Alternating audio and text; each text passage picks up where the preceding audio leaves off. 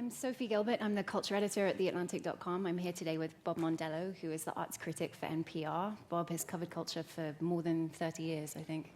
Very tough. He sees upwards of 200 movies a year or something It's extraordinary. almost 300 a year, yeah.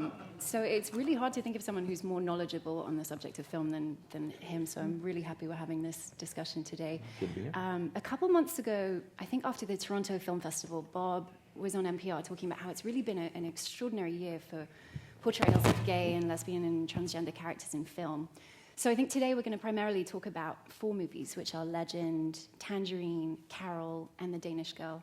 Sort of talk about what those movies have done differently this year, how things have changed in 2015, and sort of how things could possibly be even better in general.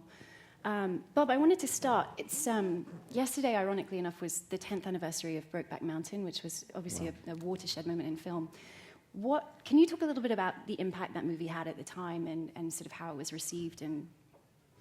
Well, it was received awfully well. I think everybody, going into that picture, I think no one expected a picture about gay, lesbian, LGBT characters to be able to succeed at the box office. That picture became one of the biggest westerns of all time. It became one of the biggest romances of all time. People were sort of astonished at the reception of it. Back then, it was regarded as very brave for Jake Gyllenhaal and, help me? Heath Ledger. Yes, to play gay characters, because an actor, a straight actor playing a gay character back then was regarded as dangerous to their ability to play romantic leads in the future. It didn't hurt either of them. Heath didn't last very long, obviously, but for Jake Gyllenhaal, I don't think it's affected his career negatively at all.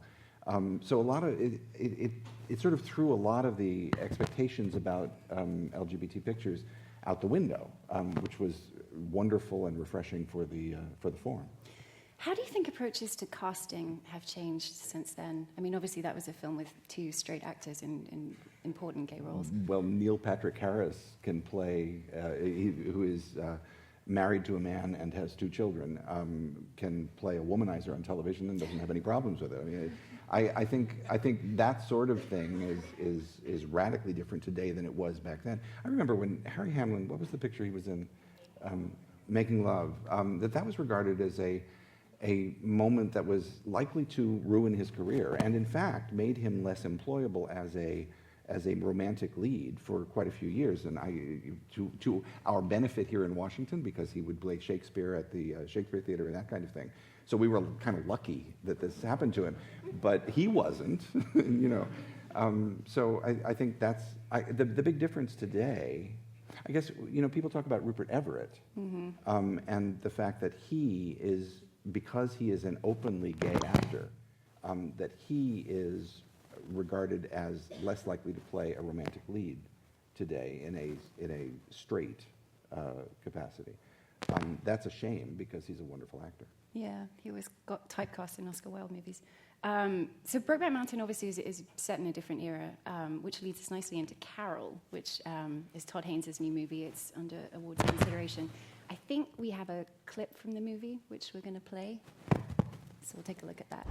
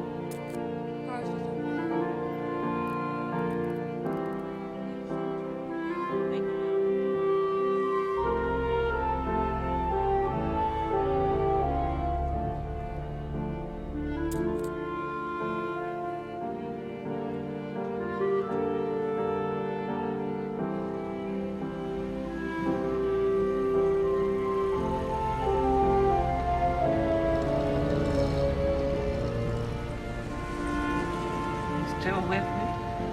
Yes.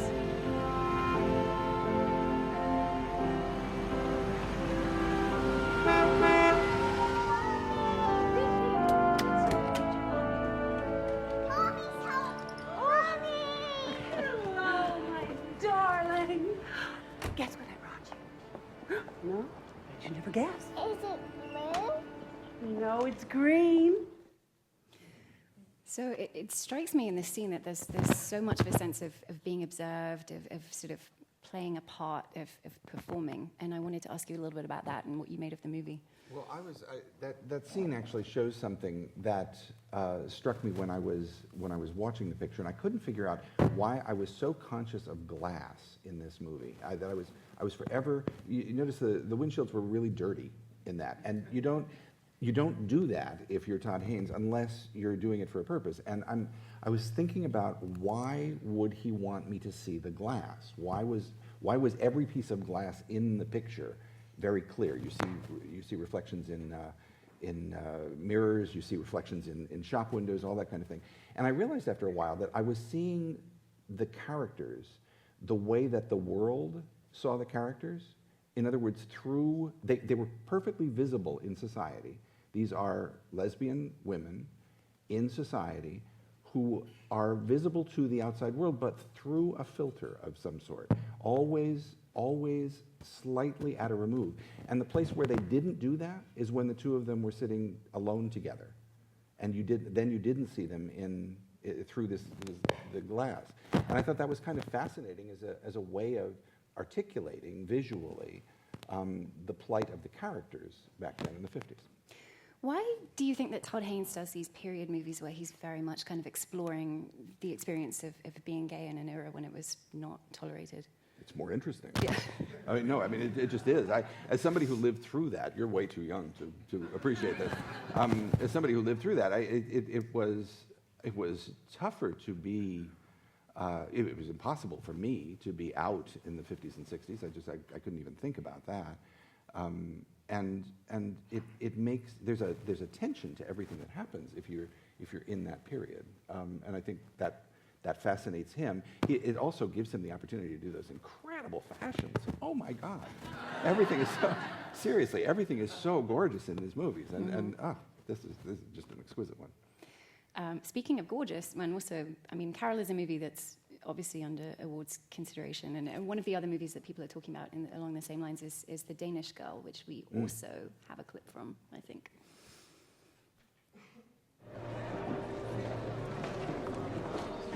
My darling! Hola. Let me introduce. It's Lily. That's right. Ina's cousin from Violet. My dear. Oh, exquisite. In, let's go in. Come on. Don't leave me. No, never.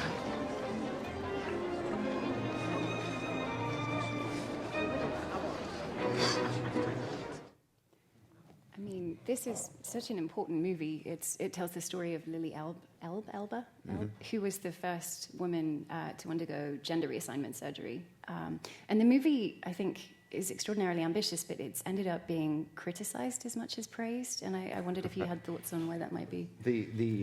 What a lot of people said at Toronto was that the film seemed very timid, that it was a very careful picture. And if you think about the history of its making, it took over 10 years, I think, to put the picture together, to get it to film.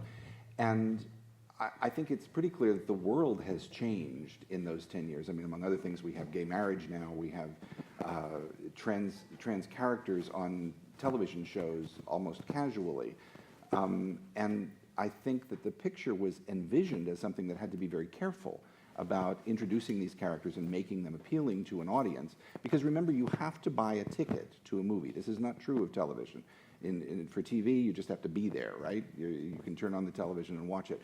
But for a movie, you have to buy a ticket. And so they have to make this picture appealing to the general audience. And the way they did that, in some sense, was to make this to treat this character in a way that my mother would have no trouble with her. Right,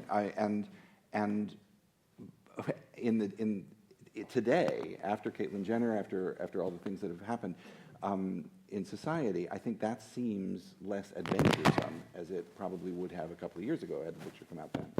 So really, society has progressed faster than culture has in this case. Society has progressed faster than I ever thought it was going to. I mean, if you had told me 5 years ago that I was going to be able to marry my husband, I'd have said that's crazy.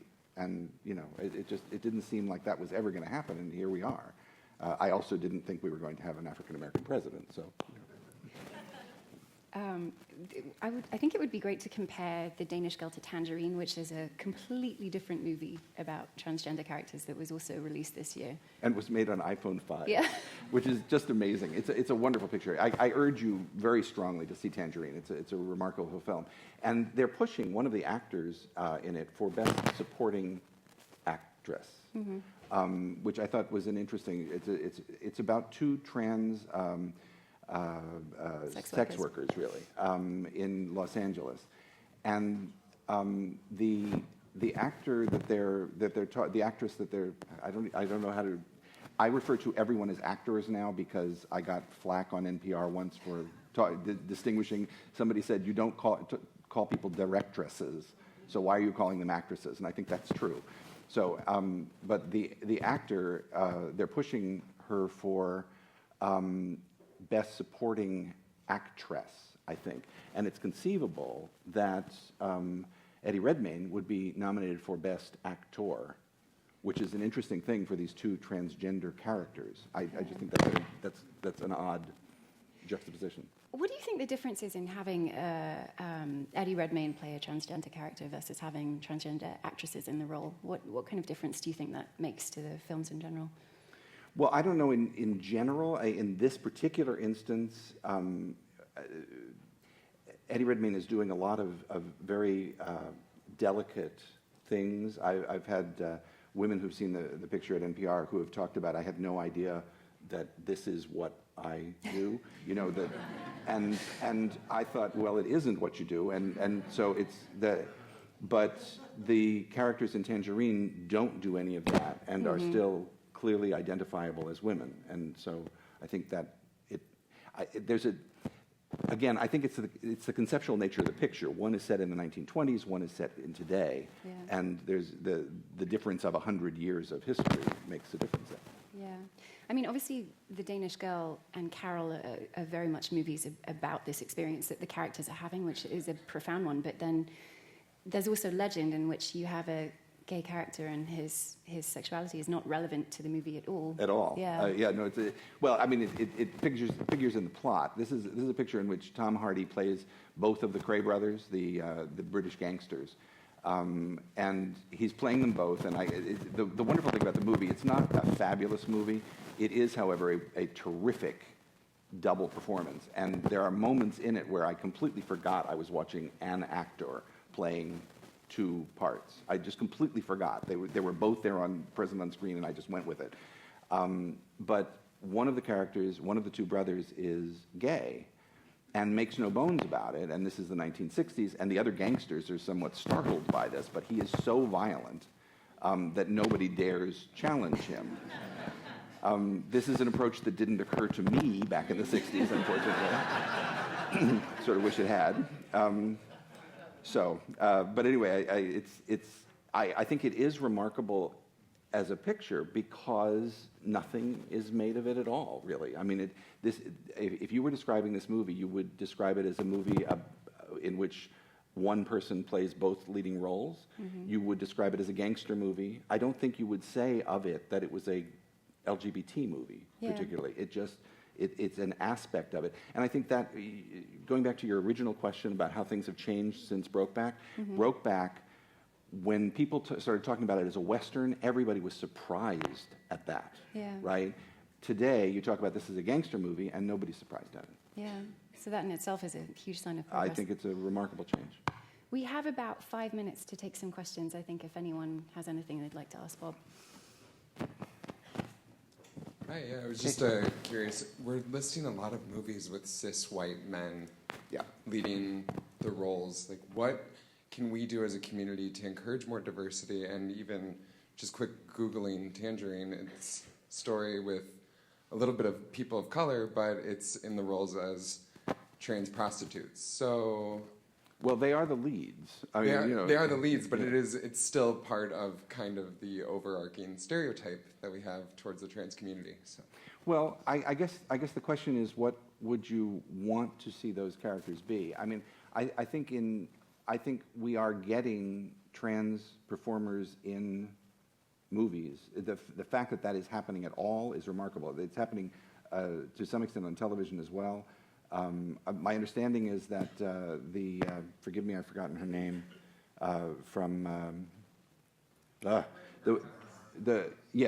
who's going to be doing Rocky Horror soon for Fox TV.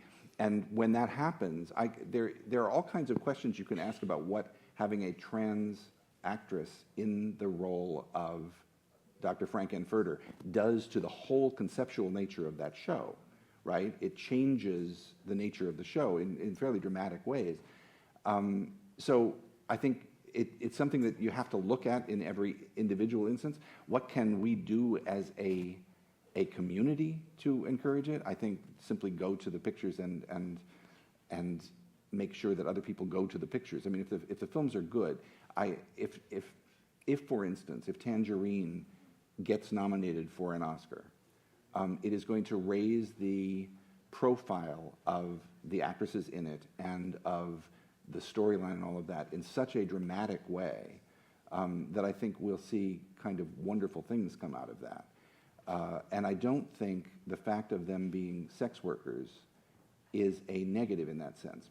When you see that picture, it's hard to view anything about those women as a negative.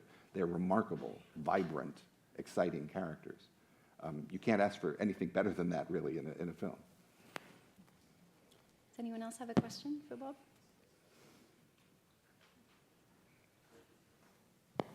I feel bad. Hi, my name is Adam Nixon. I'm a digital filmmaker, and I make films with really cheap digital cameras. And I wonder if you can talk about that. Yeah, really cheap. I made the least expensive feature film ever made.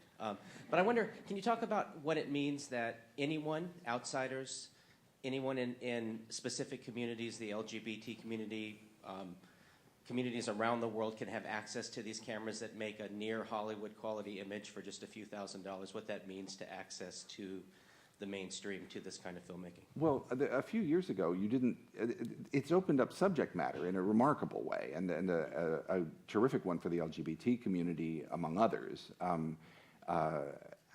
All kinds of people who would not have made pictures not too terribly long ago, or would not have been able to gain access to the machinery to make pictures a few years ago, now have that access. And so you get a picture like Tangerine, which was made for, under $100,000, as I understand it. Many years ago, it was regarded as kind of remarkable when Sylvester Stallone made Rocky outside of the Hollywood establishment. Now, it's not regarded as remarkable at all when he or Spike Lee or anybody, the current day Stallones and Spike Lees and those people make pictures. We call them mumblecore. We talk about them at Sundance. There's a whole different way of seeing those kinds of movies now. And critics, because mainstream Hollywood makes such dull pictures, have taken to finding those pictures more interesting. I think, Tangerine got some of the best reviews of any picture this year.